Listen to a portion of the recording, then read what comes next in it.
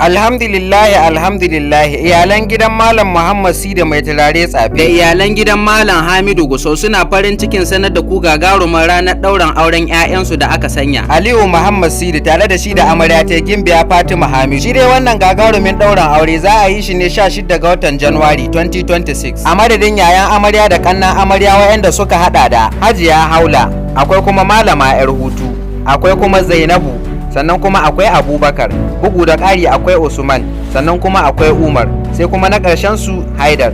Kannan ango sun hada da Abubakar Muhammad Sidi, sannan kuma akwai Umar Muhammad Sidi, akwai Khadija Muhammad Sidi, akwai kuma Usman Muhammad Sidi, sannan kuma akwai Hamza Muhammad Sidi, sannan kuma akwai Jafar Muhammad Sidi. A madadin 'yan uwan ango da amarya suna farin cikin sanar da ku wannan gagarumar rana. Ubangiji Allah shi kai mu ranar ya gwada mana. Kadda ya manta 16 ga watan Januwari 2026. Allah ya bada ikon halarta. Amin.